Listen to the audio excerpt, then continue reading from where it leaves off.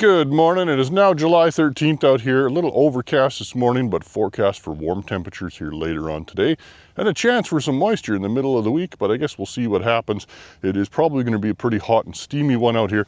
And a lot of this canola is still flowering. So most of it now, it's been over a week since it's last been sprayed with insecticide or a fungicide. This field is a little younger, just coming into fungicide timing here now. So we're going to be sweeping a bunch of canola this week, making sure our bugs are under control. Well, here you can see this field of barley that got moderately hailed, I would say, last week is in various processes of recovery. You can see we still have some heads. These are ones that were tillers, so these are in boot. Most of the main stem heads are kind of gone.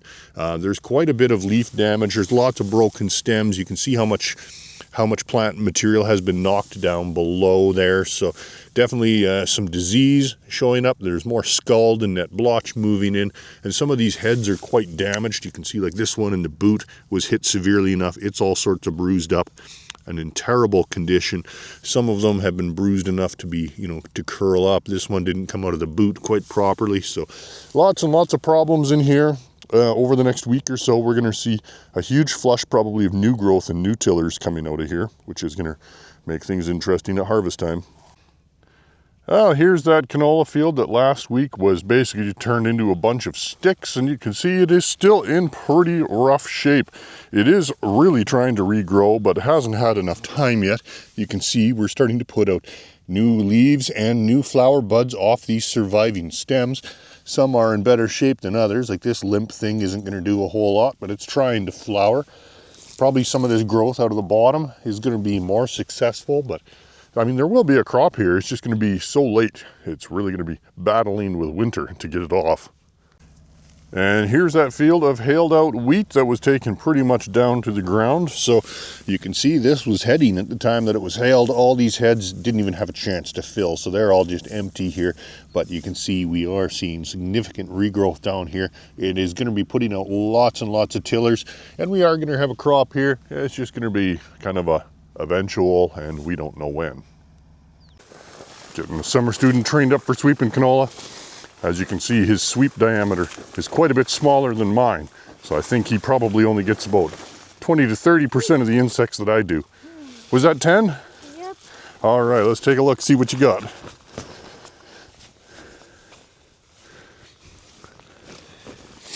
Looks pretty clean. And this field has been sprayed. So it looks like we got 1, 2 cabbage seed pod, no, 3. And a ligus, so not very much. So that's what has recovered in the last week. Now I'll take some sweeps and double check. This canola field of mine was right alongside the main hail track and just missed the worst of the damage. But last week when we counted, it was about 4 of 6, every 4 of 6 flower stems were damaged. Those terminal ends cut off, or just the stem completely gone in some way or another. Now these plants are recovering. You can see we got new buds and new blooms developing. And overall, like the leaf structure, everything underneath survived. So the plant still has a pretty good factory to provide nutrients up to the flowers. So the field is recovering. We had almost this exact same thing happen to this field probably close to 8 years ago, I would say now. It would have been 2 canola rotations ago. And the field recovered really well and actually came off, I believe, at like 40 to 45 bushel. So it did pretty well. It's going to be later to harvest.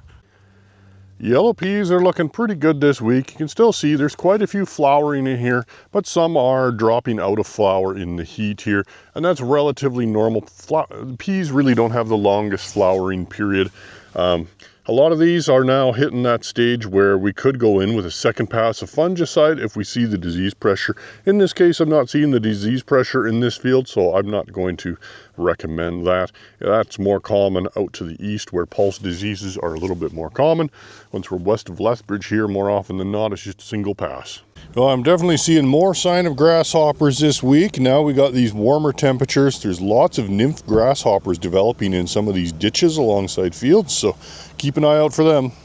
Well, for July 13th now, some of this corn is over knee high on Eric. It's pretty much at my knees here now. So And with what this cornfield has been through between erosion and wind and hail and everything, it's a miracle there's still a decent stand in here.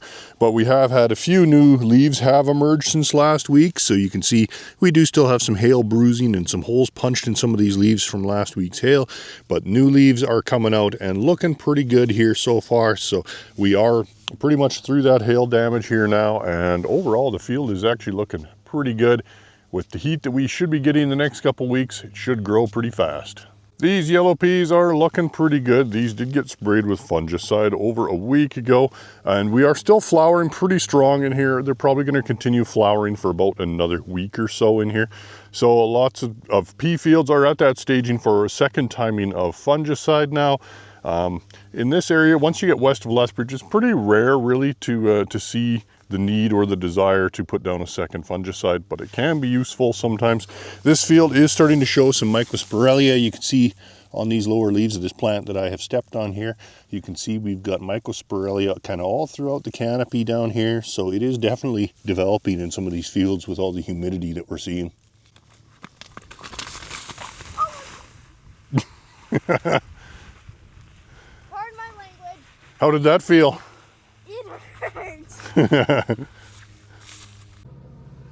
You know, it never fails. I really needed to get in here and get my MIG welder, and apparently I have a swarm of domestic honeybees that are trying to make my poor shop at their home. I guess I move really slowly and carefully, see what happens. Looks like they've conveniently decided that my door latch area would be the ideal place to have a nest. I'm just gonna be as slow and careful as I can. There we go. Look at that. Look at them swarm.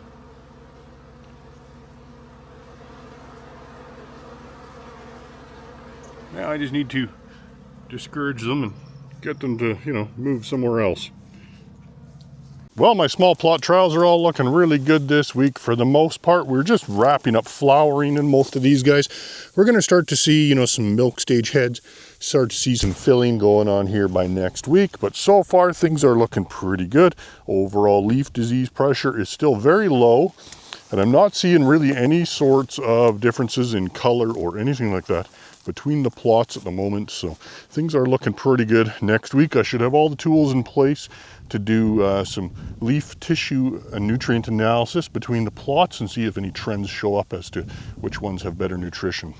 And today I got notification from our compatriots over in Medicine Hat and Dunmore that some leaf rust was spotted out there. So keep an eye out on some of your spring wheat. Leaf rust likes humid but cool conditions for development. We're now a little bit on the warm side. It doesn't like developing in temperatures over 25 degrees, but it's worth keeping an eye out for it. It can progress really quickly through a field. Now, as time goes on and these heads start to fill out, that does change the thresholds for spraying for it.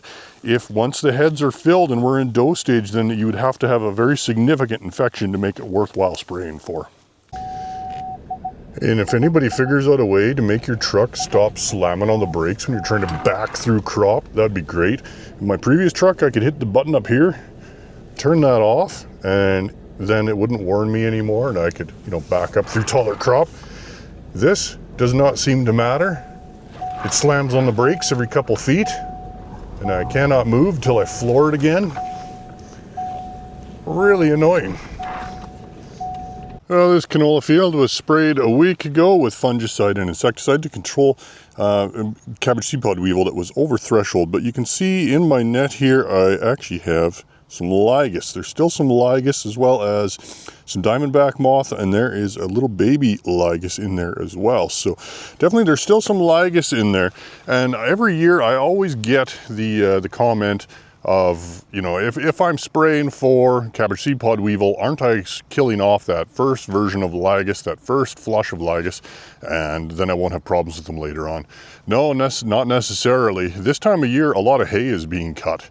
And ligus are, when it comes down to it, they're pretty mobile. They've got wings and they can move with the wind. So when hay fields are getting cut, the ligus are going to search for that next best thing to chew on, or suck from, which is in this case going to be canola. So they will find your canola fields after they get flushed out of the hay fields. they will rapidly start to reproduce. And unfortunately, when we do spray for cabbage seed pod weevil, quite often what we end up doing is removing all of the beneficials. So that's things like, you know, lacewings and ladybugs and spiders of various types, and all those other insects that would eat those tiny little baby ligas that really are about the size of an aphid. So yeah, once you control those beneficials, quite often their population takes a lot longer time to recover than something like ligas, so then the ligas can frequently get out of hand. So don't think that spraying for cabbage seed pod weevil is going to save you from ligas later in the season, because it probably won't. Well, the wild bergamot or bee balm is really flowering this week, so I'll be picking a bunch of this for flavoring my agronomous Amaro here this winter. This stuff is incredibly fragrant. It is one of the seasonings or the flavors behind Earl Grey tea, just so you know. While I'm down here checking out the river bottom, I'm trying to pick a couple Saskatoons, but the pickings are pretty slim here. There's not a whole lot. It's a good thing I don't require these to survive. I think just those dry conditions this spring probably really affected fruit set. There's not a whole lot out here, but a bunch of these will also be going into my agronomous Amaro here this winter as flavoring. Just a reminder, this stage of canola growth, when we're in full bloom and we're setting pods, our water usage is pretty much peaking for this crop, especially when the temperature is hitting 30 degrees like it is this week. It's going to be pretty hard to keep up with the crop when the usage is as high as 7 to even 8 millimeters a day, depending on evapotranspiration. So keep those pivots running. Well, I've had a few questions lately about diamondback moth larvae, and I've got one in the net here, so I'll show you. These little guys are very, very small. So this guy's only about 1 millimeter wide. Hopefully I can even focus on it. There we go. So when you touch these guys, you see they'll freak out. There's not any other species of a caterpillar like this, like inchworms and armyworms won't twitch like this. It's mostly just the diamondback moths. They also have a little bit of silk coming out of them as well. So these guys, they actually blow in out of the States. They're not really native here. They don't overwinter here. The moths are only just a little bit bigger than these guys are. In your sweep net, you'll see some little gray moths fly out. That's pretty normal this time of the year. Now, the thresholds for these guys are not really set by sweeping. They're generally made by seeing how many you can knock off of plants in, say, a square foot on the hood of your truck, which is a little more intensive to do. But I always say if you're getting a handful of them in your sweep net, you really need to take a closer look. It's pretty rare that we have a severe outbreak of these guys. They do strip pods and strip leaves, and I'll put some photos in here of last time we had a severe outbreak, which was, that was, for me, this was in 2017 in Somerview, Alberta, and the numbers of worms was very high. It stripped a lot of leaves, totally turned them into, basically spiderwebbed them, as well as was starting to strip pods. So they can get very severe. Their life cycle can also get very short in high temperature situations, and their generational speed can be as little as 7 to 10 days when the temperature is above 30 degrees. So populations can explode pretty quickly, but there is also lots of beneficial predators that eat them. So don't be too proactive in spraying if you're not near threshold. Give those beneficials some time to do their work. Well, today I got a little bit of a new toy to play with. I've just spent about the last 45 minutes or so assembling this thing. This is an AI-powered weather station from Credo Sense in Ontario. So it's got your rain and weather sensor, wind speed, all that kind of stuff up there. This is a leaf wetness sensor, so it'll tell you how moist we are. You can see we just got a little shower, so some raindrops on there. There should be a fungal test chamber that goes in here, but I guess I didn't get that. I guess I'm not important enough. We've got the AI data center and the 4G connection and all that stuff down here. Solar panel, battery, and it is wired over to a soil moisture sensor as well. So I should be getting some really interesting information out of this. So I placed it at my small plot trials here so I can hopefully see some really cool results from this. This is the other really cool part of the system, and I can't wait to show this. I don't have it working yet, so this is a plant health diagnostic tool. It's basically a portable leaf scanner, so I should get some really interesting information out of this once it's working. Physically, everything I need is here, but and I need to have an administrator on the back end add it to my account so that it'll work properly. So I've had this thing for 3 days now. I haven't been able to use it, so hopefully that will change, especially if they see this video. For those interested in backing up an F-150 Tremor without breaking your neck, what you got to do, I found out, you go into the options here, go into trailer mode, and now it'll no longer slam on the brakes when it detects wheat behind your bumper. Well, that'll be it for this week. It's sure been a hot one, but we do have some clouds off to the west here and a few sprinkles of rain. So today is being a little bit cooler, which is quite nice, but we'll see what next week brings us. We'll see you then.